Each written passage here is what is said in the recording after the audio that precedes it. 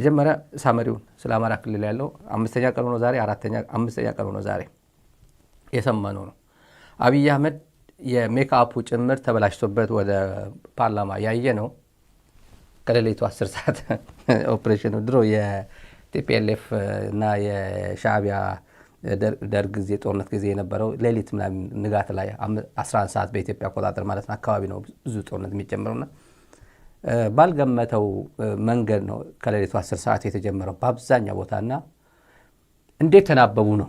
ይሄ ለአማራ ህዝብ ያለው ንቀትም ጭምር ያሳየበት ነው። የአብይ አህመድ የሚመራው መከላከያ ኢታማዦር ሹሙም ከላይ መሆን አብይ አህመድ የሚመራው ይሄ ምግበይ ነው የፈጸመው። ምግበይና ጀሌዎቹ ናቸው እንደዚህ ያደረገው። እንዲያው ሶሻል ሚዲያም እኮ ሰምቻለሁ አይቻለሁ። ዱባይ እኮ የሆነ ህንጻ እየገነባ ነው አሉ ምናምን አሉ ብሎ ፌስቡክ ላይ የሚለጥፍ የ130 ሚሊዮን ህዝብ መከላከያ ሰራዊት የሚባል ኦፊሻል ፔጅ ቲክ የተደረገ ቬሪፋይድ አካውንት ላይ የለጠፈ ጉደኛ ነው የኢትዮጵያ መከላከያ ሰራዊት እና ይሄን እኔ ጎጃም ነኝ እኔ ወሎ ነኝ እኔ ሸዋ ነኝ እኔ ጎንደር ነኝ እያለ እርስ በርሱ የማይግባባ ፋኖ ባለበት ጊዜ እንደዚህ በተጠና መልኩ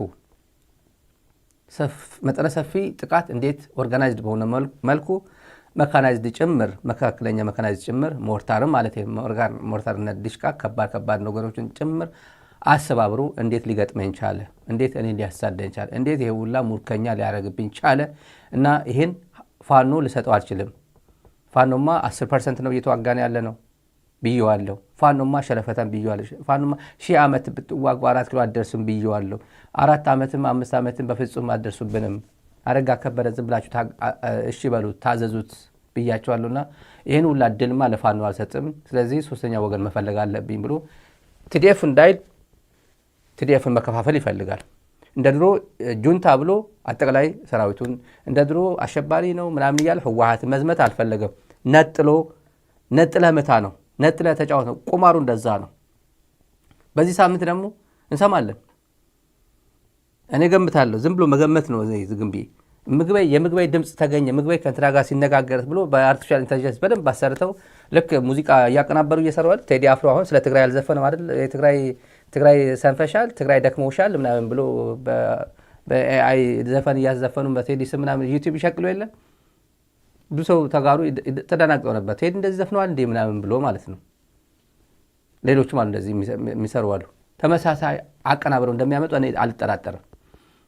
አንዴ ነው ካፈርኩ አይመልሰኝ የኢትዮጵያ መንግስት አንደኛው አቋም ነው። በቃ ማደናገር ነው። ይቅርታ ብሎ አንድም ይቅርታ አይጠይቅም። አንድም ይቅርታ የአሜሪካ አፕል የሚበላው አፕል የሚገመጠው ይሄ እያመረትን ነው ብሎ በአብይ አህመድ ፌስቡክ ፔጅ ተለጥፎ ይቅርታ አልጠየቀም። ምንድን ያለው አደናግረውኝ ነው የላኩልኝ ሰዎች ይሄን እያመረትን ነው ብለው ከክልል የመጣልን ሪፖርት ፎቶ ነው ጠቅላይ ሚኒስትሩ ፖስት ያደረጉት። ነው ኃላፊነት የወሰደው ጠቅላይ ሚኒስትሩ አይሳሳትም። ጠቅላይ ሚኒስትሩ አያደናግርም። ስለዚህ ማን ያደናገረው?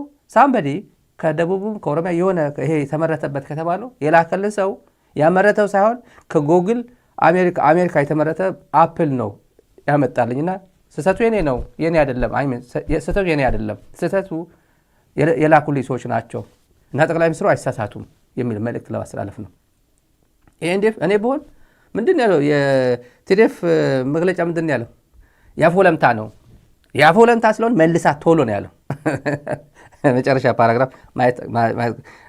ፓራግራፍ ማየት ከቻላችሁ የአፍ ወለምታ ስለሆነ በፍጹም እንደዚህ አይነት እብሪተኝነት በጣም ቋንቋዎች አሉ እዚህ ጋር በሚገርም ሁኔታ እና ምዕራብ ትግራይን አስመልሳለሁ ብሎ ወጣቶችን ያስፈጀ ይላል። ምዕራብ ትግራይ ለምን ወዴት ብሎ ያስመልሰዋል? ምዕራብ ትግራይ ብለህ እየጠራኸው መከላከያ ሰራዊት የማን ጠባቂ ነው?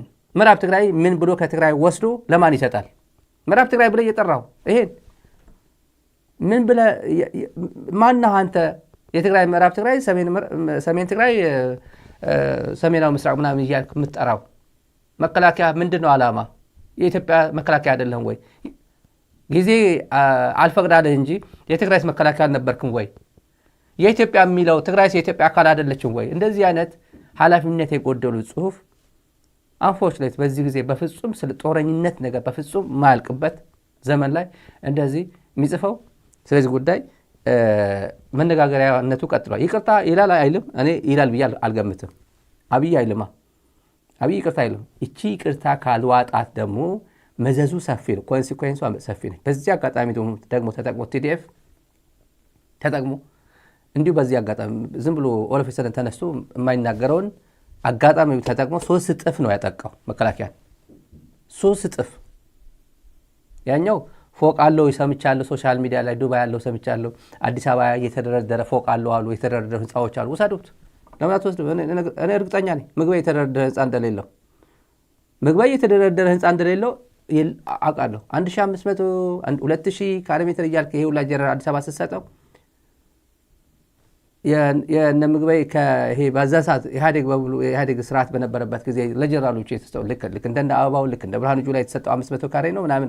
ከዛ ውጭ ምግባይ ቢዝነስ ካለው እስቲ ለምን ቼክ አታደርገው? የተደረደረ ይሄ ተራ አክቲቪስት ማን ነው? አንቋ ሚዲያ ላይ ስለሚከለከል ዝም ብዬ ልለፈው። ያ ስዊዘርላንድ ያለው የአብይ ልጅ እነሱ የሚጽፉት እኮ ነው የሚጽፉት። ያ የተሾመ ልጅ ምንድን ነው ይሄ? ተሾሞች ምንድን ነው የፈረዱብን ኢትዮጵያ እያሉ ነው። ሙላቱ ተሾመ፣ ዘሪሁን ተሾመ፣ ስዩም ተሾመ የሚባሉ ምንድን ነው በብልጽግና ዘመን ምንድን ነው እንዴት ነው የተፈጠሩት እያሉ ነው። ወንድማማቾች ናቸው እየተባሉ ነው። በእነሱ የሚጻፍ ነው ይሄ ጽሁፍ በደንብ ቬሪፋይ ተደርጎ እኛ እንኳን የግል ፌስቡካችን እንኳን 2-3 ኤዲት እያደረግ ስፔሊንግ እንዳንሳሳት የሆነ አይቅርብኝ ብለን ብዙ ከጻፍን በኋላ ድሊት እናደርገዋለን። አያስፈልግም ምናምን እያል ቡና ጠጥተና ቡና ሳትጠጣ የምትጽፈው ነገር እንኳን ወይ ጠዋትና ማታ ደክሞና ጠዋት ፍሬሽ ሆነ የምትጽፈው እንኳን ይለያያል። አእምሮ የሚያመነጨው እና ስቴቱ የአእምሮ በምን ደረጃ ላይ እንዳለ ብስጭት ይኖራል፣ ደክሞ ሊሆን ይችላል፣ ስሜታዊ ልንሆን እንችላለን።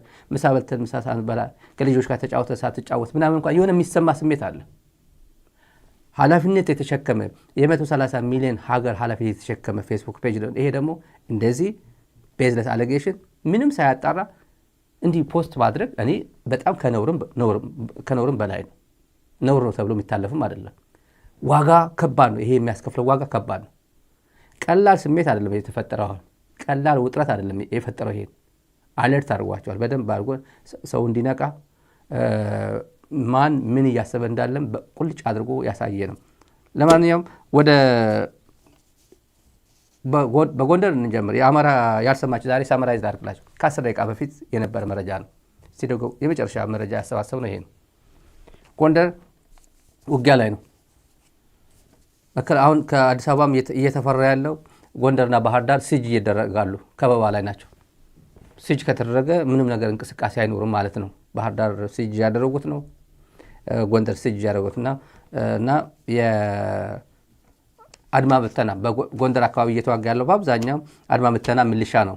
250 ሺህ ሚሊሻ አሰልጥኛለሁ ብሎ ነው የሚያምነው። የሪፖርት ያደረገው አረጋ ከበደ ለፌዴራል መንግስት 250 ሺህ እያንዳንዱ ሚሊሻ 15 ሺህ ብር ነው የሚከፈለው እና ከልጆቹ ነው እየገጠመ ያለው።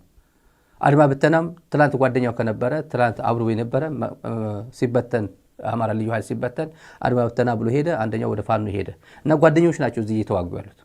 አባትና ልጅ ነው እየተዋጉ ያሉት። የአብይ ብልጥነት ምን አገባኝ፣ እርስ በርስሽ ተጨራረስ፣ እርስ በርስ ተዋጋ እንጂ እኔማ አልሞትልህም ብሎ መከላከያ የተወሰነ መካናይዝዱና እንትን ይልካል። ሟች ይሄ ዝም ብሎ ተራ የሚጋፈጠው ግን የራሱ አማራ ከአማራ ጋር ነው እያጋጨ ያለ። ለየት የሚያደርገው አማራ ክልል ያለው ከትግራይ የተለየ ነው። ትግራይ ተጋሩ ቨርሰስ ነን ተጋሩ ነበር ውጊያው አይደለም። በቃ ተጋሩ ከተጋሩ ጋር ነበር። የ2 ዓመት ጦርነት ጊዜ ተጋሩ ካልሆነ ጋር ነበር ውጊያው፣ ወረራ ነበር። ይሄ ግን አማራ ከአማራ ጋር እያዋጋ ያለው ይሄ በጣም የሚያሳዝነው ፓርቲ ነው። በገንዘብ ተታለው በትንሽ በ15 ሺህ ብር ማለት ምን በቃ $100 ነች። በመሰረቱ ህይወቱ እያሳጣው ነው የአማራ ሚሊሻ አርሶ መብላት ባለበት ሰዓት፣ መሬቱን አለሳልሶ ማረስ በሚገባው ሰዓት እና ጎንደር ዛሬም ውጊያ ነው። አመሻሽ ውጊያ ነው። ወደ 26 ሰዓት ያለ ማቋረጥ ውጊያ ላይ ነው። 26 ሰዓት ጎንደር ያላችሁ አጋጣሚ ይህን መረጃ ስለምትከታተሉት ምስክር ናቸው። እና መከላከያም አለ፣ አድማ ብተናም አለ፣ ሚሊሻውም አለ። ቀዳ ክፍለ ከተማ የሚባለው እዛው ነው። መከላከያ ፋኖች እዛ ነው ይዘውት ያለው። አንድ ክፍለ ከተማ የጎንደር ክፍለ ከተማ ፋኖ ስር ነው ያለው ዩኒቨርሲቲ ያለበት ማለት ነው። የሜዲካል ጤና ኮሌጅ የሜዲካል የጎንደር ሜዲካል እሱ በዛ ነው ጦርነት ውጊያ እየተካሄደ ያለው። ቀበሌ 18ም ጭምር ከዚህ ከዩኒቨርሲቲው ቀዳ ክፍለ ከተማ ጋር የሚዋሰነው ቀበሌ 18ም ውጊያ ነው ዛሬ መሻሽም የነበረው ትላንትም ዛሬም ዛ ነው ያለው። አዞዞ አካባቢ ዲማዛ የሚባለው ዲማዛ ማርያም አካባቢ ውጊያ ነው ያለው። አሁን አዞዞ ያው ባህር ዳር አካባቢ ነው የምታውቁ ከሆነ ማለት ነው። በባህር ዳር ዙሪያም አብዛኛው መከላከያ በመሐመድ ተሰማ የሚመራው ብርሃኑ በቀለና መሐመድ ተሰማ ናቸው እየመሩት ያለው። በዛ አካባቢ ያለው አማራ ክልል አብዛኛው ቦታ እየተወጋ ያለው ውጊያው በጣም ሰፊ ቀጠና የወሰደ ባህር ዳር ዙሪያ መከላከያ በአብዛኛው መከላከያ እየተዋጋ ያለው የሰማነው እሱ ነው። እና አብዛኛው ቦታዎች ላይ ውጊያ እንዳለ ከነገርኳችሁ ምስራቅ ጎጃም በተለይ ደግሞ ሰፋ ያለ ጦርነት እየተካሄደበት ያለው ምስራቅ ጎጃም ነው። ሌላው ምዕራብ ጎጃም ነው፣ ሰሜን ጎጃም ነው፣ አዊ ዞን ነው። ከፍተኛ እዚህ አካባቢ በተለይ ከፍተኛ ጦርነት እየተካሄደበት ነው። መከላከያ እዚህ አካባቢ የሰማነው ከጎጃም አካባቢ በተለይ ከደቂቃዎች በፊት የሰማነው ከአብዛኛው ቦታ ሲቀጠቀጥ ሰብሰብ ወደ ማለት እየሄደ ነው። ተበትኖ የነበረ በአንድ ብርጌድ የሆነ ቦታ ላይ አንድ ክፍለ ጦር የሆነ ቦታ ላይ ነበረ በጣም ሲጠቃ ወደ ሴንተር እየሄደ እርሳቸው እነሱን ወደ አንድ የመሰብሰብ እንትን እያሳዩ ነው ሰምተናል። ቆቦ ዙሪያም ዛሬ ውጊያ ነው። ከሰዓትም ማታ አካባቢ ውጊያ ነው ያለው ቆቦ ዙሪያም። ሰሜን ሸዋም የምንጃር አረርቲ ውጊያ አካባቢ የምንጃር አረርቲ ውጊያ አለ። ያው ምንጃር ማቅሰው አለ ብዬ አላስብም። ሰሜን ሸዋ አካባቢ ከቡሬ ደግሞ ከቡሬ ጎጃም ቡሬ ማለት ነው እስከ ወለጋ ያለው ዋና ያለው መንገድ ሙሉ በሙሉ በፋኖ ቁጥጥር ስር ነው ያለው። ማለፍ አትችልም። ከአዲስ አበባ በቡሬ ወደ ጎጃም ማለፍ አትችልም። ሙሉ በሙሉ አካባቢው በፋኖ ቁጥጥር ስር እንዳለ ሰምተናል። ተዘግቷል ማለት ነው። የፈለጉት ማለፍ ይችላል፣ ያልፈለጉት ግን እዛ የማለፍ እድል የለውም። በቀደም ሲልም በቤንሻንጉል ጉሙዝ ያለው ረጅም ጊዜ የወሰደ አካባቢው በፋኖ ቁጥጥር ስር እንዳለ እናውቀዋለን። ይሄ መሬት ላይ ያለው እውነታ ነው። ዛሬ አምስተኛ ቀኑ ነው። የዘመነ ካሴ ትላንት መግለጫው ሰምታችሁ ከሆነ ትንሽ ምንድን ያለው እኛ ተደባልቆበታል። ብልጽግና ያልጠበቀው ጥቃት ስለደረሰበት እነ ዳንኤል ክብረት ተበትኗል፣ መዋጋት አይችልም ምናምን እያሉ ገጣሚዎቹ ቄስ ሞገሴዎች አይነት ማለት ነው እንደዛ ሲል ነበር። እኛ ሌላ ነን ያለንበት ደረጃ ብሎ በጣም አድርጎ የገለጸው አንድ መረጃ ወደ እናንተ እናድርስ ተመልካቾች። የአብይ አህመድ ዘረፈጅ ቡድን ፋኖ ተዳክሟል፣ ፋኖ አርጅቷል፣ ፋኖ አንድ ጥይት መተኮስ አቅቶታል፣ ፋኖ ቁሞ መተኮስም በአንድ መቆምም ተስኖታል ወዘተ ሲለን ሰነበት። ይህንን የብልጽግና ቡድን ስንፍናና ድንቁርና በቅጦ የተረዳው የአማራ ፋኖ ብልጽግና በራሱ ምላስ ራሱን አታሎና ሸንግሎ አባብሎ በተኛበት አሳቻ ሰዓት ሳያጉረመርም ደጋው ላይ ዘንቦ ሊገድቡት የማይችል ደራሽ ጎርፍ ሆኖ ቆላውንና ከተሞችን ሳይቀር አጥለቀለቀው። የብልጽግናን ጉድፍ እዚህም እዛም እያግተለተለ ጠረገው። ምድሩም ሰማዩን በደስታ ሳቀ። በፋኖ ብቃት ዓለም ተደነቀ። በዚህ የተደናገረውና የደነገጠው የብልጽግና የሞት ስብስብ እነገሌ መርተዋቸው ጀነራል ገሌ አቀናጅቷቸው የሚል ለሰሚ የሚያስንቅና የሚያስቅ መግለጫ የአብይ አህመድን የዘር ማጥፋት ፕሮጀክት ሜዳ ላይ በሚመራው ተቋም በኩል አውጥቷል። የኛ ትግል ከሌላ የተዋሰው ርዕዮት፣ ከሰው የተዋሰው ጠመንጃና ጥይት፣ የተበደረው መሪ፣ የገዛው አስተማሪ አልነበረውም፣ የለውም፣ አይኖረውም። ሁሉም በአማራ ልጆች አዲስ አስተሳሰብ ለአማራ የሆነና እየሆነ ያለ ትግል ነው። ድል ለማድረግ የሚያስፈልገው ሁሉን አቀፍ ብቃትና ችሎታ እኛ የአማራ ታጋዮች እጅ ላይ መዳፍ ላይ ይገኛል። የአማራ ክንድ አንቆ ይዟቸዋል፣ አንቀርቅቦ ካፈር ይደባልቃቸዋል። ከዚህ አኳያ ዘመቻ አንድነት ብዙ ጥልቅ ግቦችን ያዘለ ዘመቻ ነው። አንደኛውን ግብ መቶ መጥቷል። የአማራን ትግል በአንድ መዋቅር በመጠርነፍ ምዕራፍ አንድ ይጠናቀቃል። ይህን ከትላንት የሰጠው ነው። ከምግበይ ጋር ተያይዞ የሰጠው እንትን ነው። ያስፈራቸው ምንድን ነው? ሶስተኛ ወገን ፍለጋ የሄዱበት ምክንያት እናውቋል። አንደኛ ኢንተርናሽናል ኮሚኒቲውን ለማደናገር ነው።